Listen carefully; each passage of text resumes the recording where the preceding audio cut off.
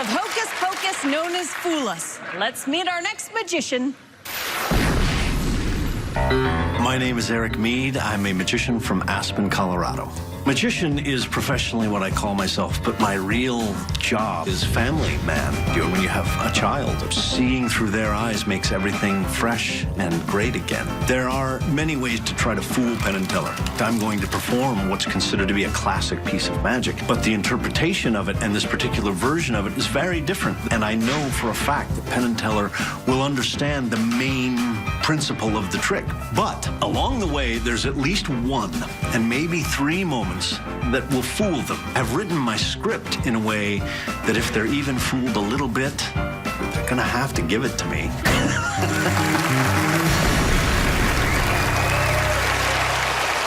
Please welcome Eric Mead. Thank you very much. Thank you. Thank you.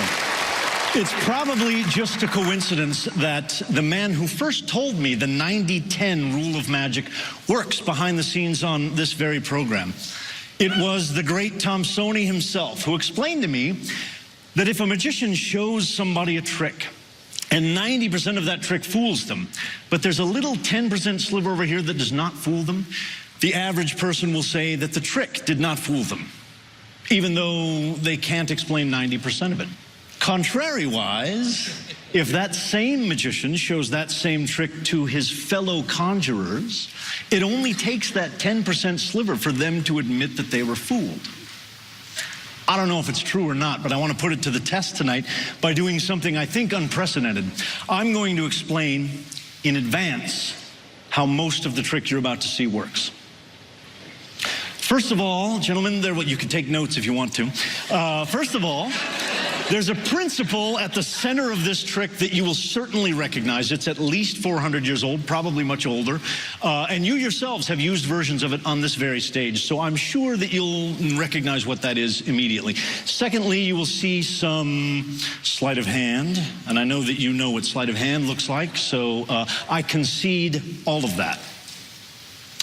There will be a little bit, just a little bit, of verbal misdirection, which may or may not have already begun. And finally, actually, that's it. That is, truthfully, honestly, at least 90% of what you're about to see. I'm not interested in that 90%, nor should you be. I'm only interested in the little remaining 10%, the part where you and you get reminded of what it's like to see magic. And to do that, you need to be close. Would you please come up here and join me on the stage?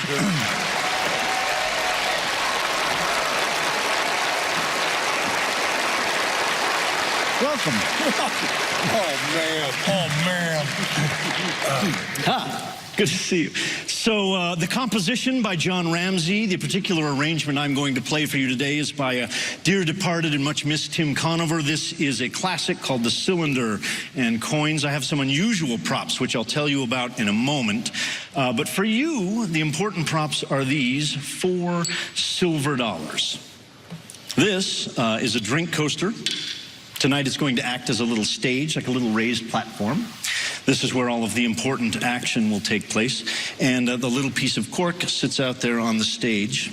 The cork is just the end of a wine cork that I shaved off with a knife, just a little piece of cork. It will play the role of the MacGuffin, if you're familiar with that term, and be hidden inside the little cylinder. Oh, and the cylinder, I should tell you, is just a little strap. You can take that off of there. It's a little strap of leather that's had its ends stitched together. It's hollow.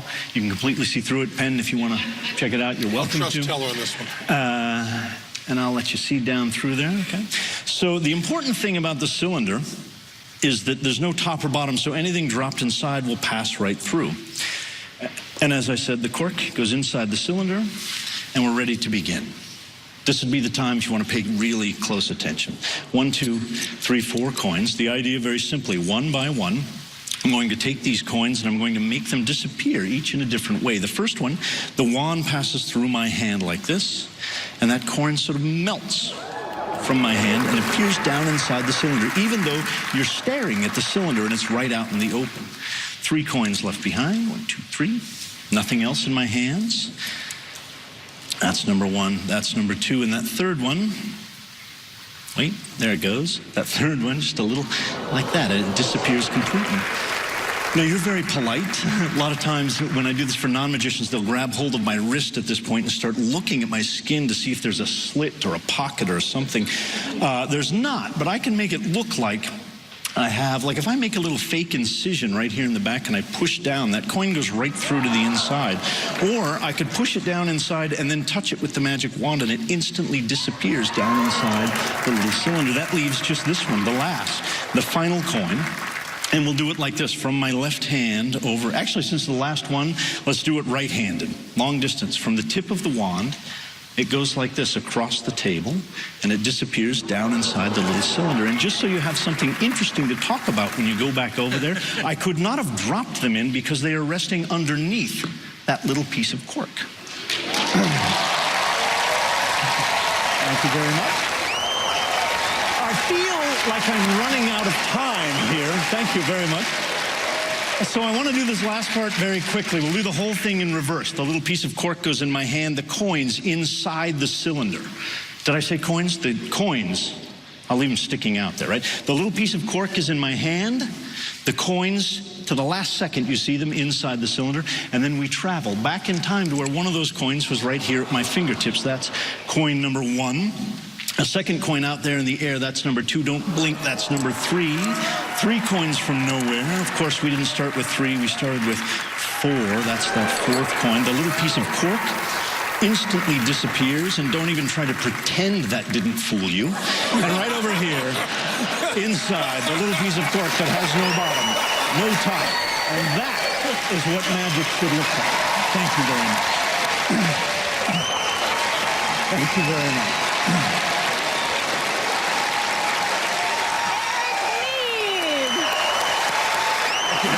Thank you. That's incredible. Thank you very much. That's fun. Okay, yeah, my mind is blown, clearly. Good. And do that. They in are now front of working them. very hard Yeah. on talking about what happened there. You just have big cojones to do it that close in front of those guys. How kind of you to notice, I guess. Because, to do it right with them sitting right there. Oh, yeah. Well, close-up magic should be up close. So do you think that there's a chance you fooled them? I think it's unlikely that they're going to say they were fooled, and here's why. Everything that I said up front is true. They recognize the main body of the trick. They know that there's sleight of hand, and they could just say that, and I would have to concede that that's correct. So the question is, would they... The question is, where do they draw the line? If I'm certain there were a couple of beats along the way that were puzzling or mystifying to them. Is that enough to say that they were fooled? I don't know. I doubt it. But we're about to find out, I think. I don't know. I like just watching them squirm.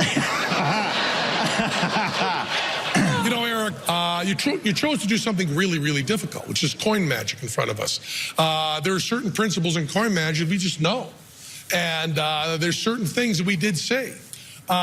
Probably the most brilliant thing you did was to do an introduction where you changed the rules of the game on us. You changed it from having a pretty good idea how it was done overall to this 10% thing, which has nothing to do with Fool Us. It's totally what you pushed on us. But part of the magic thing is game theory. And you played the game theory perfectly. And then you threw it in our laps and said, you decide whether I fooled you or not. So yeah, we know coin magic. Yeah, we know you, Eric, but it is in our laps, and...